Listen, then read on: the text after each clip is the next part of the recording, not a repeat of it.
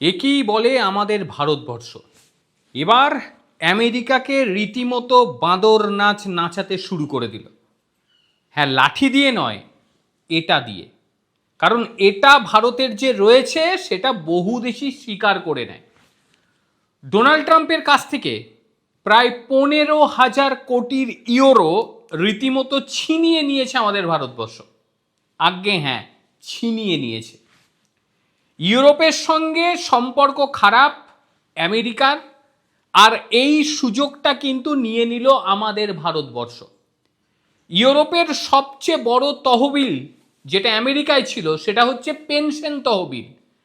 তারা এই পেনশন তহবিল আমেরিকায় বিনিয়োগ করে রেখেছিল, সেটি তারা আমেরিকা থেকে তুলে এনে ভারতে বিনিয়োগ করতে যাচ্ছে।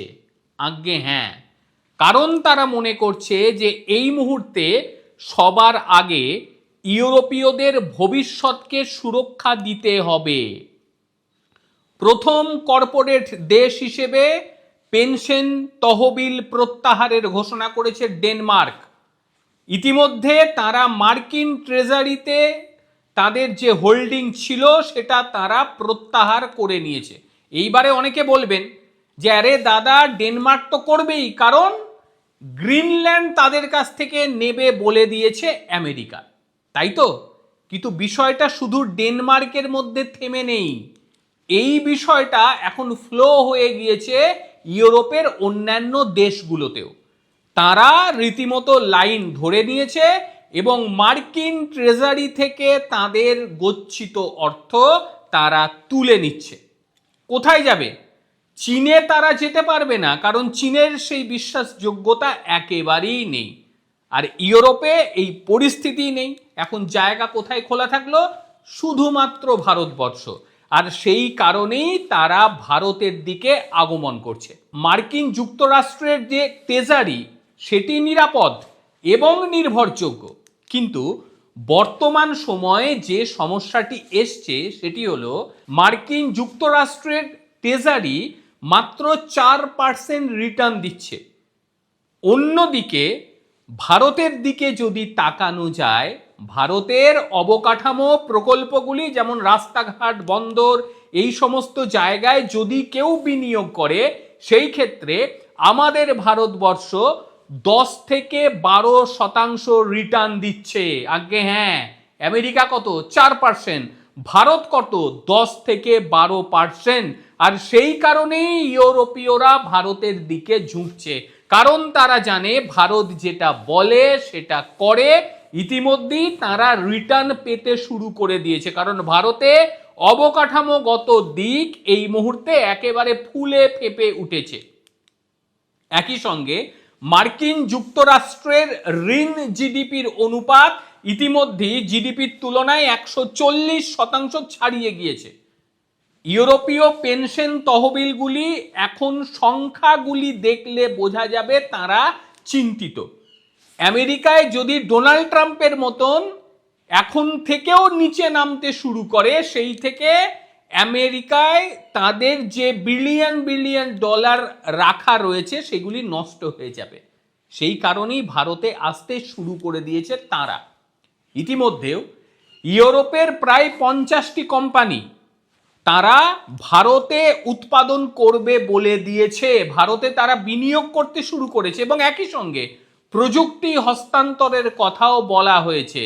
একই সঙ্গে ফ্রি ট্রেড এগ্রিমেন্ট অর্থাৎ এফটিএ স্বাক্ষরও ভারতের সঙ্গে হতে চলেছে।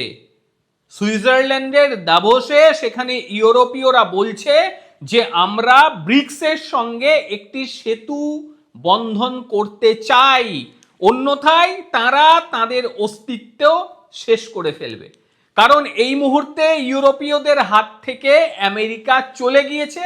এখন তাদের বাঁচতে গেলে আসতে হবে সেই ব্রিক্সে, আর সেই কারণেই তারা চাইছে ভারতের হাত ধরে ব্রিক্সে চুপি সারে ঢুকে পড়া, এবং তারা আমেরিকা থেকে তাদের যাবতীয় বিনিয়োগ ধীরে ধীরে সেখান থেকে বের করে নিয়ে চলে আসছে।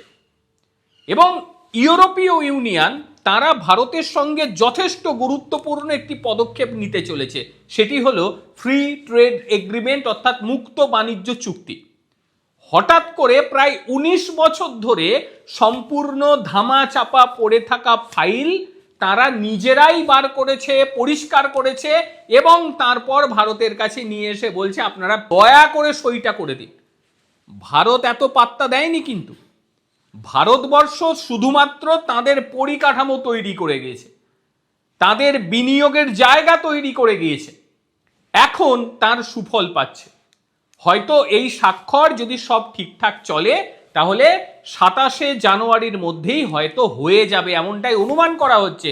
কারণ এখন ইউরোপীয় ইউনিয়নের পুরো টিম তারা ভারতে রয়েছে।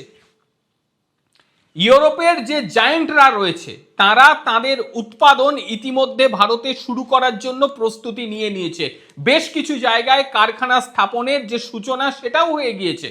স্নাইডার ইলেকট্রনিক্সের বিরাট কোম্পানি, জানেন আপনারা, তারা ইতিমধ্যে ভারতে 3200 কোটি টাকা বিনিয়োগের কথা বলেছে। সিমেন্স তারা প্রায় 1000 কোটি টাকা ভারতে বিনিয়োগ করবে। একই সঙ্গে এয়ারবাস ইতিমধ্যে ইউরোপ থেকে তাদের লাইন সরিয়ে ভারতে প্রথম বিমান লাইন স্থাপনের কথা বলে দিয়েছে। এটি ভারতে তাদের প্রথম বিমান লাইন হতে চলেছে। অর্থাৎ বোঝা যাচ্ছে এই ইউরোপীয়রা আমাদের ভারতবর্ষকে শাসন করেছিল একটা সময়, এখন তারা পড়ে গিয়েছে বিপদে।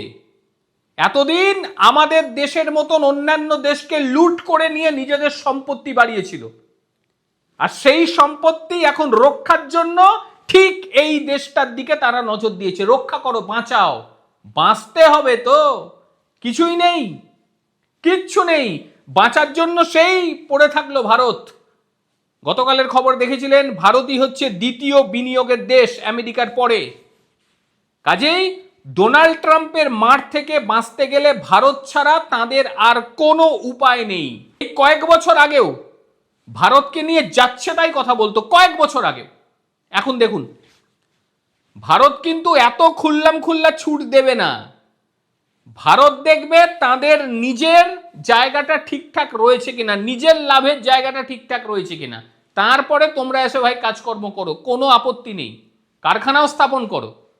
তবে এমনটা হবে না তুমি নিজের দেশের কারখানা স্থাপন করলে এদেশে বিক্রি করবে, এটা চলবে না। ভারতের নীতির পরিবর্তন হয়ে গিয়েছে, এই দেশেই কারখানা স্থাপন করো, তারপর ব্যবসা করো এবং সেই কারখানায় তোমরা বিনিয়োগ করো।